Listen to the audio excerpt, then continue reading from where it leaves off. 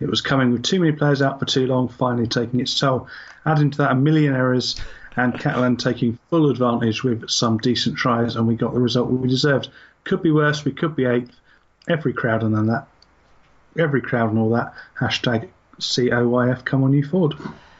Alan Walker said, Cass were shy, we weren't that much better. Casti, Leg of Lamb, Yaha, and the 2 Benjis, oh look at that, all the French players, were best. That great that Louis Ando scored. He sings El Segadors so well, he can't be a cunt. Josh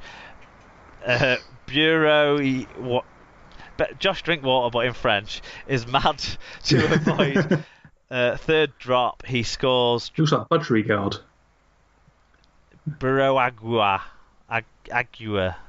It's in Catalan, isn't it? So it's whatever Drinkwater is in Catalan. I don't have the accent down, as Alan well knows. Is mad to avoid third drop. He scores, tries to convert. Shenton was okay for taking out Mead. Birdie should have smacked him and he had it cocked and ready. Still need neutral ref. Still sack coach. Still keep X-Wiggins shout out. Still get the army out of Catalonia. Classic one from Anna. And finally, Brian Davies says, Greg Bird is in great form in this one. Often appears to just be a penalty machine, but lots of positives from him in this one. Cass got off to a poor start in this game. Never really got going despite QLT's walk-in try. I mean, that was a classic of, yes, sir, the try line's that way. Thank you very much. Would you like a glass of water when you get there? Yeah, and that was about as good as it got, really, wasn't it, for the Castleford Tigers in this one. I mean, they had a lead at that stage, but it didn't even really feel like a lead they particularly deserved when they went to 10-8 up there. And after that, it was all one-way traffic, effectively.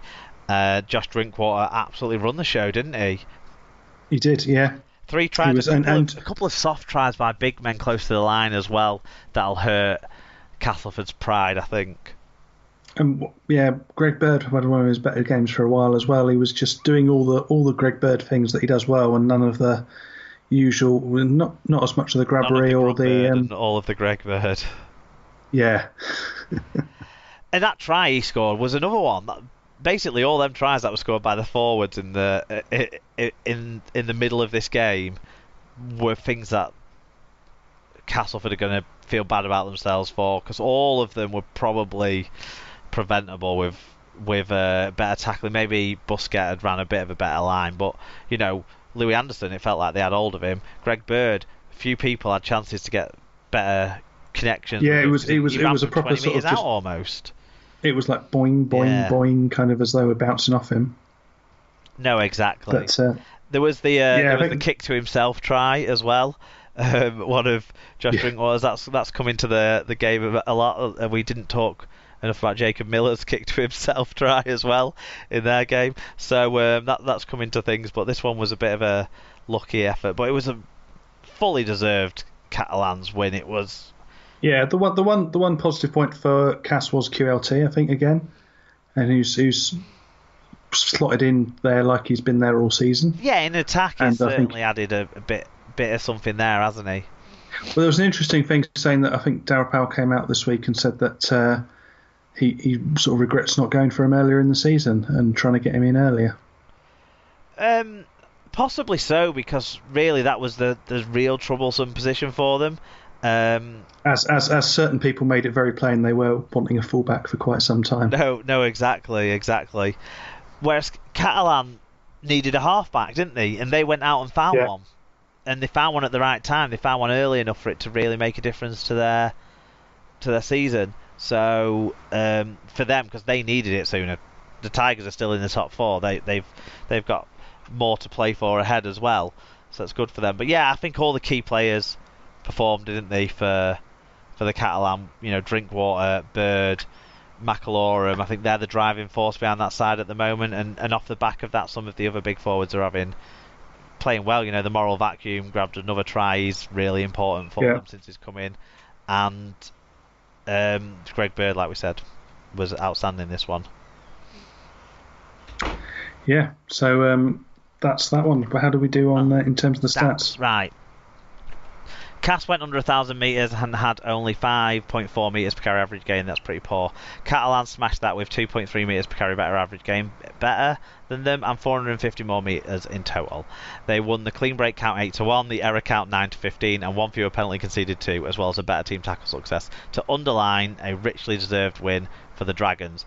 Individually, Josh Drinkwater 3 tries, 1 try assist, 123 metres, 2 clean breaks. Greg Bird 1 try, 1 try assist, 154 metres, 2 clean breaks. Julian Busquet a try, 117 metres. For the losing Cass side, no one tipped over the line there for any of the stat counts. In the Says it all. Yeah, in the standings, in a week where all the home sides won, that leaves the table looking like this. Saints on 34 points keep their 6-point lead at the top over Wigan on 28. Warrington are up to third with 26. Cass fall to fourth on 25. Hull are fifth on 22, and join the list of teams officially safe from the qualifiers. That'll please the people Congratulations in to them. West Hull. Wakefield have 18. Catalan are the big movers up to 7th on 16 points, overtaking Leeds and Huddersfield, both on 15. Salford stay 10th on 12 points. Hull KR are now in 11th, but now on 11 points.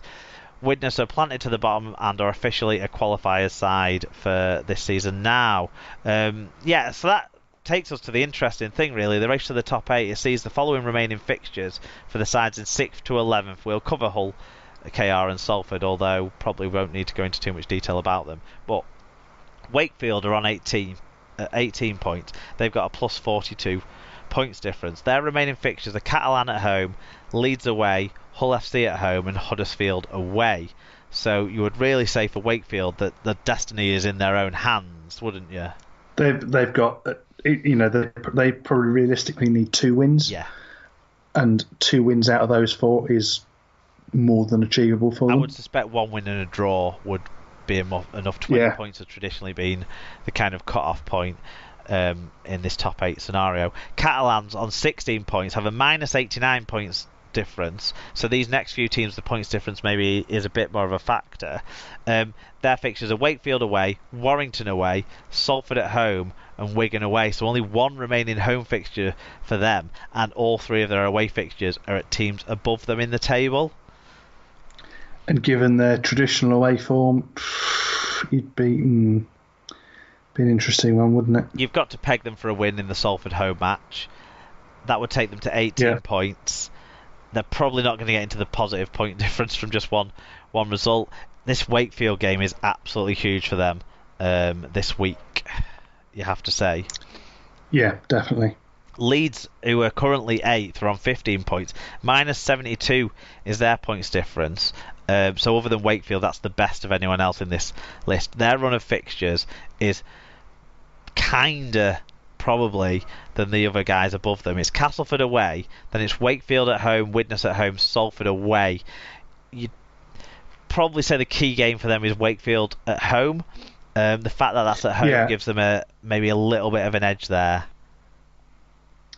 Yeah, I think it'd be interesting. I can see Wakefield doing them, given the form they're in and the fact that, and just the confidence they'll have generally, and probably you'd say on balance the slightly better team at the moment. Yeah. So I think in terms of individuals. So I think I can see it being tricky for Leeds. I just think those last 2 games cry out like a safety net almost, and that's when they're going to be pushing for form into the semi-final as well, isn't it?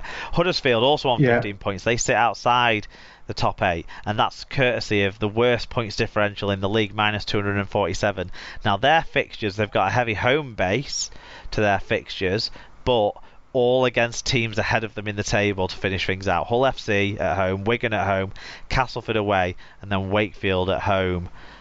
I think that's a really tough run in. I think they're going to struggle to win more than they'd be lucky. They'd be lucky to get 1 game out of that, wouldn't they? I think the Hull KR game that's just gone was absolutely crucial to them, and if they would have won that, I would have been tipping them to stay in the top 8. If losing that, I think it's going to be a struggle. Salford on 12 points, so mathematically still within a chance. Minus 147 is their points difference though, so that's pretty bad. But they're going to have to win a lot of games, so that'll improve the points difference. They've got Hull KR away, Castleford at home, Catalan away, and Leeds at home. I think the difficulty for them is their better opponents are probably the ones they're going to have to face at home. Yeah. And Hull KR, anything can happen at Hull KR games. It's spin the roulette wheel, really, isn't it? And yeah, KR's running as well. Looking at that, Salford at home, Widnes away, Warrington at home, Hull FC away. So it's those last two you probably write off. So it's kind of hit the first two and hope that other things go your way. You really. can't necessarily write them off at home against Warrington, and it's a derby game. Anything can happen in a derby game to finish things off. So I actually think Hull KR sitting on 11 points, 4 points outside the top 8, but with a minus 50 differential on the points difference compared to Leeds minus 128 is what Hull KR are at. I think that's probably what's going to pay for them in the end. I don't think they're going to win. They need to win all 4 basically, and I don't think they're going to win all 4. No, I can fully see. I can see, if everybody else is running, I can see the drawbridge going up and us finishing in that 4th slot. So my tips would be the incumbent remaining in the top 8. I think it's probably going to finish Wakefield on 22 or maybe 24 points. Catalan on 18, might finish 8th, I think, and Leeds will get 19 points, I think. That's how it might end up for me. How about you? Yeah, I can't see anyone breaking in necessarily. I think it will. I think it's just the order of. Yeah, it's probably the order of Catalan and Leeds. I think that's probably right what you've said there. And I can see KR moving up 2 places, but equally not making it over the line. Although Huddersfield do have an opportunity with 3 home games, so that is the one thing they can cowbell at home. That's one thing they can cling on to. So I wouldn't write them off, but I think it's as it stands at the moment. I think that Hull KR loss was pivotal for Huddersfield. Okay, predictions, Super Roo Dream Team updates. 5 out of 6 for me last week. That takes me to 80.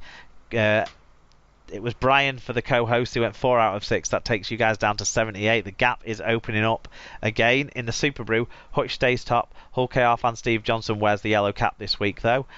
Dream Team, Alan Bagley stays top, although his leading margin has reduced a little this week. It's still over 300 points. My side have risen into the top 5. That's the main news that we need to take out of this whole section of the show. Although my 620 wasn't enough for the weekly high score. That went to Andrew Curry with 692. That's a fantastic Congratulations, score. Andrew. That must be one of the top across the board. You would think so. Very, very good score. I was hampered by Stefan Ratchford being out. Otherwise, I reckon I would have been up there threatening. Okay, that's that section of the show well and truly covered off. We're going to move now on to looking around other results from the world of Rugby League.